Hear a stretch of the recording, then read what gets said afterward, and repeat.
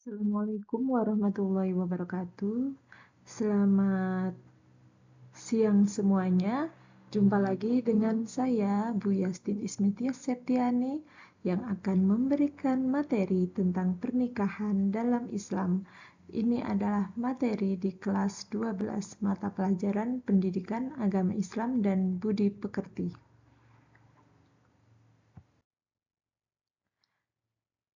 Yang akan kita bahas pada materi kali ini adalah tentang perkawinan, meliputi pengertian, ketentuan, serta dalil naklinya.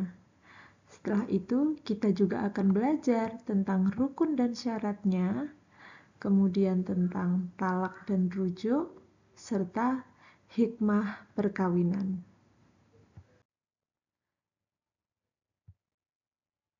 Pengertian pernikahan. Secara bahasa, nikah itu berasal dari bahasa Arab yang berarti al-jam'u atau bertemu, berkumpul.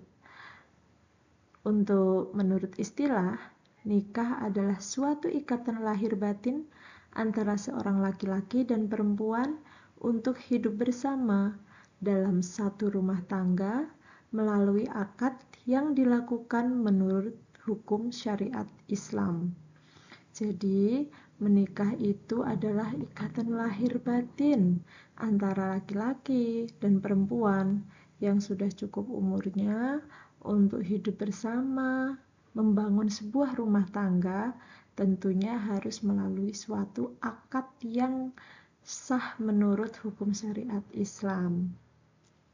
Kalau pengertian nikah menurut Undang-Undang Nomor 1 Tahun 1974 tentang perkawinan pasal 1, perkawinan itu adalah ikatan lahir batin antara seorang pria dengan seorang wanita sebagai suami istri dengan tujuan membentuk keluarga yang kekal dan bahagia berdasarkan ketuhanan yang Maha Esa. Bagaimana? Sudah paham ya tentang pengertian pernikahan, baik itu secara bahasa, secara istilah, dan menurut undang-undang. Insya Allah sudah jelas. Selanjutnya, ini ada hadis Nabi Muhammad SAW. An Abdullah bin Mas'ud radhiyallahu anhu qala lana Rasulullah sallallahu alaihi wasallam ya ma'syarus syababi man istata'a minkumul ba'ata falyatazawwaj fa innahu aghaddu lil basari wa ahsanu lil farji wa man lam yastati fa alaihi bisawmi fa innahu lahu wija'un. Rawahul Bukhari wa Muslim. Hadis tersebut artinya dari Abdullah bin Mas'ud radhiyallahu anhu, Rasulullah shallallahu alaihi wasallam berkata kepada kami, "Hai para pemuda, barang siapa di antara kamu telah sanggup menikah, maka nikahlah. Karena nikah itu dapat menundukkan mata dan memelihara farji atau kelamin. Dan barang siapa tidak sanggup, maka hendaklah berpuasa. Karena puasa itu menjadi perisai, dapat melemahkan syahwat."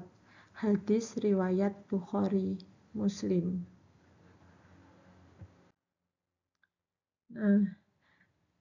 Yang akan kita pelajari selanjutnya adalah hukum dari pernikahan. Apa sih hukumnya menikah itu? Apakah wajib, ataukah mubah, atau yang lain? Nah, jika ditinjau dari hukum awalnya, nikah itu mubah. Mubah di mana boleh dikerjakan dan boleh tidak. Jika ditinjau dari segi kondisi orang yang akan melakukan pernikahan, hukum menikah itu dapat berubah menjadi wajib, sunnah, makruh, dan haram. Hukum nikah wajib itu ketika orang telah mampu atau sanggup menikah, dan jika tidak segera menikah, dia khawatir akan terjerumus ke dalam perzinahan. Jadi, orang tersebut sudah mampu secara ekonomi, mampu secara fisik, mampu secara mental, dan jika tidak segera menikah, dia nanti akan terjerumus ke dalam zina. Nah, jika seseorang sudah seperti itu, maka hukumnya wajib untuk segera menikah. Kemudian, hukum yang kedua yaitu sunnah. Sunnah apabila orang itu sudah mampu menikah, tapi dia masih bisa mengendalikan dirinya dari godaan yang bisa menjerumuskan kepada zina. Jadi, secara finansial sudah mampu, fisik sudah memenuhi, dan mental juga sudah mampu, sudah siap untuk menikah, tapi dia tidak khawatir akan terjerumus kepada zina, maka itu masih sunnah. Kemudian yang ketiga, makruh. Makruh itu di mana ketika orang yang akan melakukan pernikahan dan telah memiliki keinginan atau hasrat untuk menikah, tapi dia belum punya bekal dalam memberikan nafkah tanggungannya. Jadi, seseorang sudah ingin menikah, tapi ternyata secara finansial dia belum cukup, kemudian secara mental juga belum siap, dan dia itu belum punya penghasilan yang cukup untuk menanggung istri dan anaknya, maka dia masih dikategorikan makruh untuk menikah. Yang terakhir yaitu haram. Haram apabila orang yang akan melakukan pernikahan tetapi ia mempunyai niat yang buruk, seperti niat menyakiti perempuan atau niat buruk lainnya, maka yang seperti itu pernikahannya hukumnya haram. Jadi hukum awal nikah itu mubah ya, dan jika ditinjau dari segi kondisi maka bisa berubah menjadi wajib, sunnah, makruh, dan haram. Bunda itu nanya.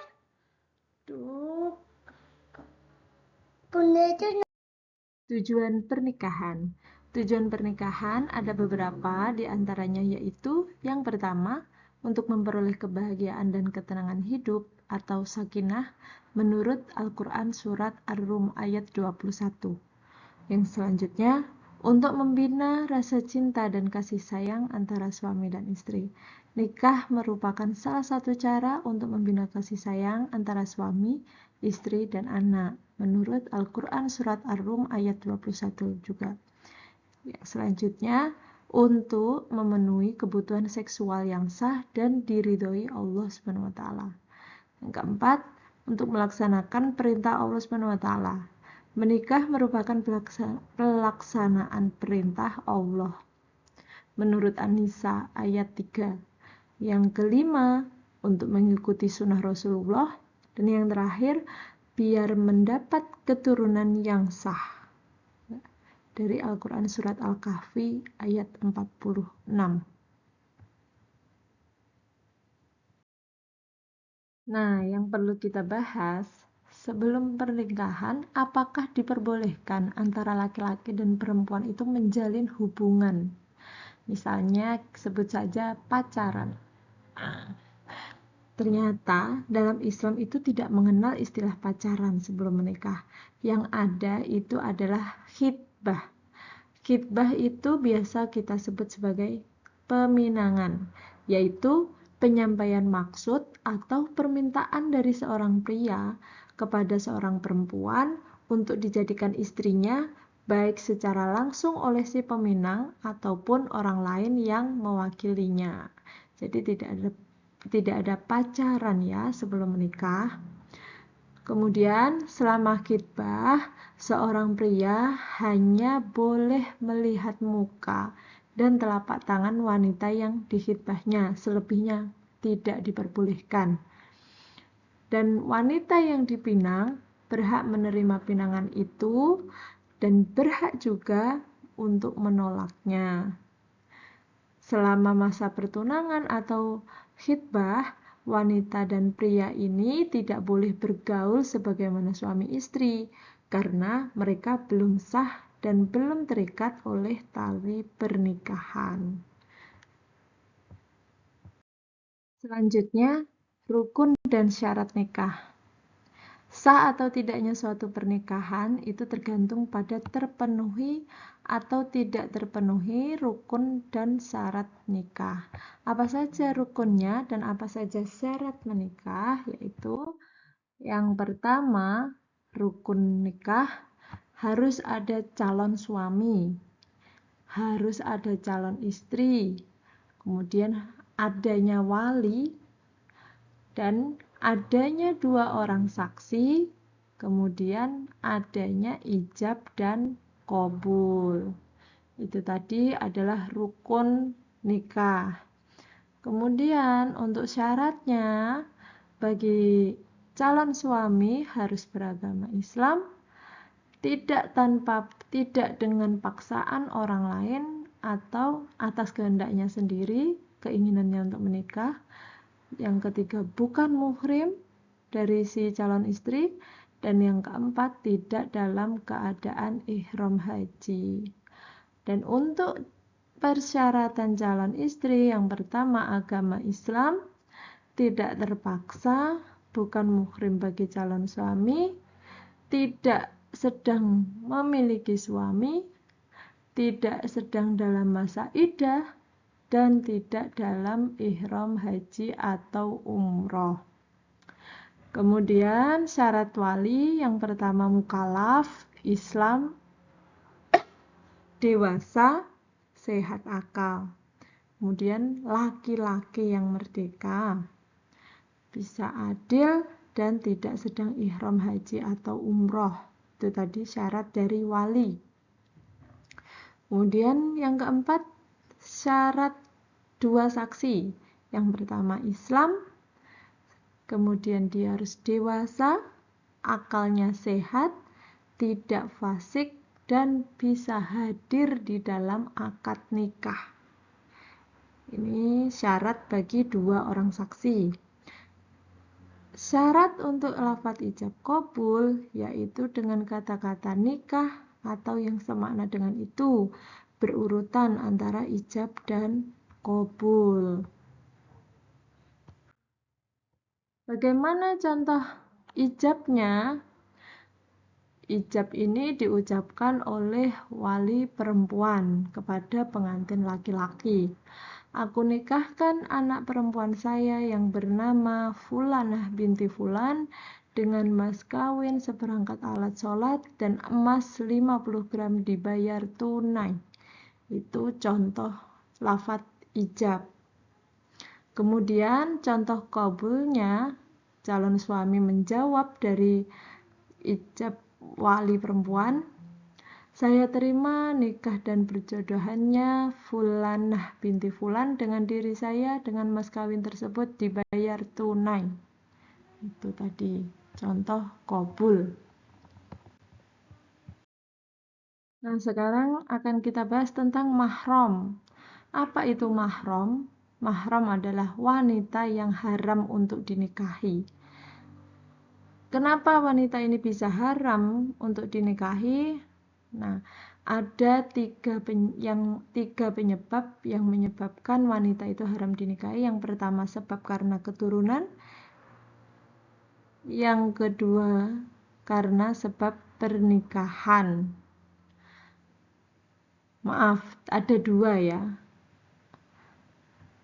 Haram dinikahi karena keturunan yaitu ibu kandung dan seterusnya ke atas, anak perempuan kandung seterusnya ke bawah, saudara perempuan sekandung, sebapak, seibu, saudara perempuan dari bapak, saudara perempuan dari ibu, anak perempuan dari saudara laki-laki dan seterusnya ke bawah, anak perempuan dari saudara perempuan dan seterusnya ke bawah, ibu yang menyusui,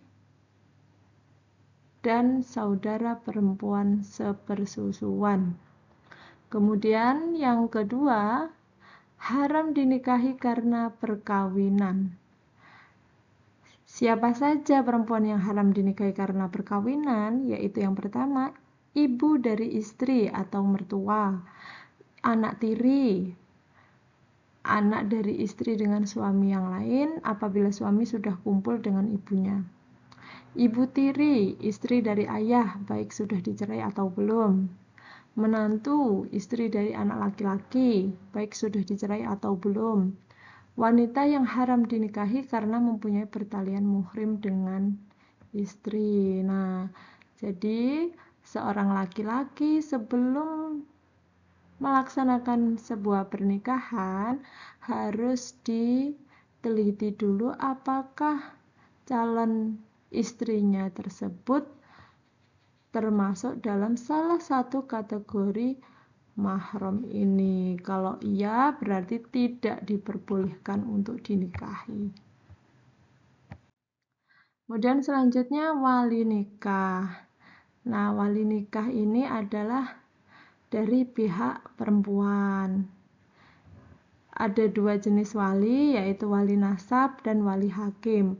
Kalau wali nasab yaitu wali yang memiliki pertalian darah dengan mempelai wanita yang akan dinikahkan. Contohnya ayah kandung, kakek, dan seterusnya ke atas. Saudara laki-laki sekandung, saudara laki-laki seayah, anak laki-laki dari saudara laki-laki sekandung, anak laki-laki dari saudara laki-laki seayah, saudara laki-laki ayah yang seayah dengan ayah, anak laki-laki dari saudara laki-laki ayah yang sekandung dengan ayah, dan anak laki-laki dari saudara laki-laki ayah yang seayah dengan ayah. Kemudian wali hakim yaitu kepala kantor urusan agama Islam yang berada di setiap kecamatan. Nah, wali hakim ini bertindak sebagai wali nikah apabila memenuhi kondisi sebagai berikut. Jadi bisa diwakilkan oleh wali hakim apabila yang pertama, wali nasab benar-benar tidak ada, wali yang lebih dekat tidak memenuhi syarat, dan wali yang lebih jauh tidak ada. Kemudian wali yang dekat bepergian jauh dan tidak memberi kuasa kepada wali nasab urutan berikutnya untuk bertindak sebagai wali nikah. Wali nasab sedang berihram haji atau umroh. Wali nasab menolak bertindak sebagai wali nikah. Wali yang lebih dekat masuk penjara sehingga tidak dapat bertindak sebagai wali nikah. Dan yang terakhir, wali yang lebih dekat ternyata hilang sehingga tidak diketahui tempat tinggalnya.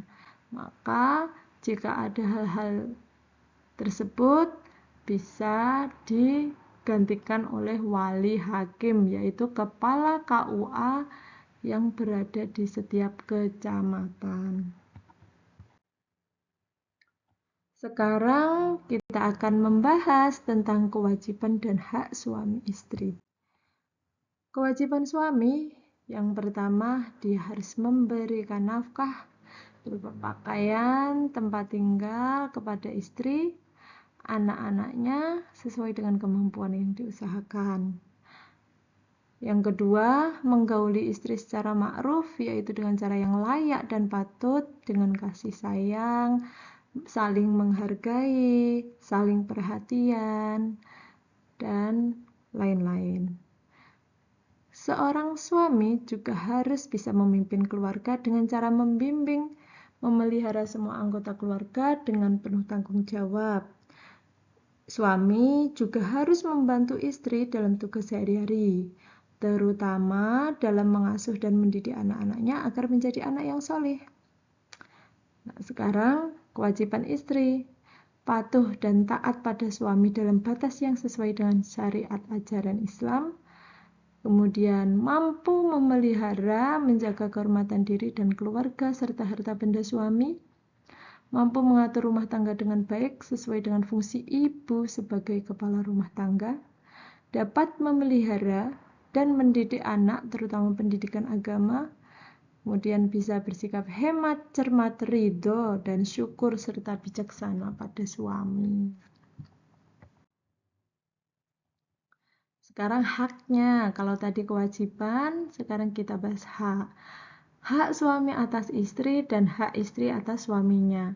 Kalau kewajiban itu sesuatu yang harus kita laksanakan sebelum kita menuntut hak. Nah, kalau kewajiban sudah dilaksanakan berarti kita berhak untuk mendapatkan hak-hak kita.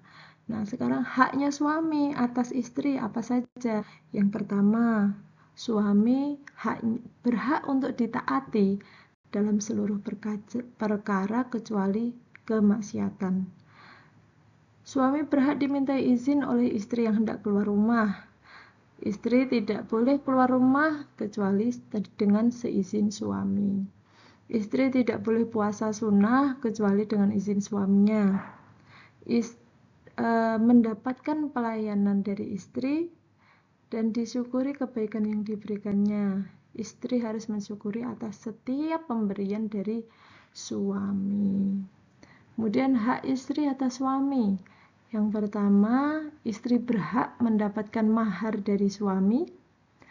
Istri berhak mendapat perlakuan yang pantas patut dari suaminya. Istri berhak mendapatkan nafkah, pakaian, dan tempat tinggal dari suami. Istri berhak mendapatkan perlakuan adil jika suami memiliki lebih dari satu istri. Nah, ini poligami ini berarti ya. Kemudian yang terakhir, istri berhak mendapatkan bimbingan dari suaminya agar selalu taat kepada Allah. Nah, sekarang hikmah pernikahan.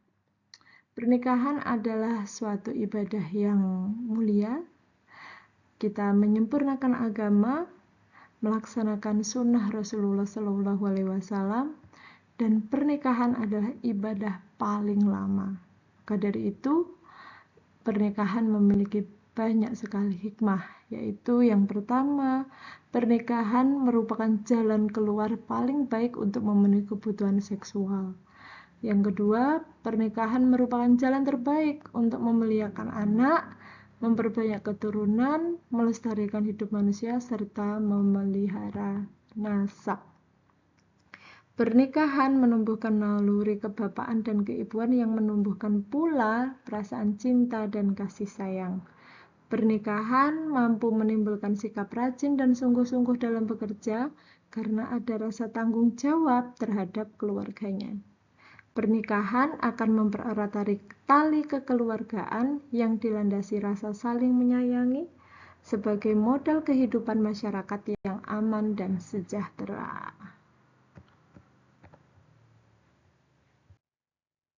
Oke, terima kasih. Itu tadi materi tentang pernikahan dalam Islam. Semoga bermanfaat dan semoga bisa dipahami dengan baik. Jika ada yang belum paham, silahkan ditanyakan. Kurang lebihnya mohon maaf. Wabillahi taufik wal hidayah. Wassalamualaikum warahmatullahi wabarakatuh.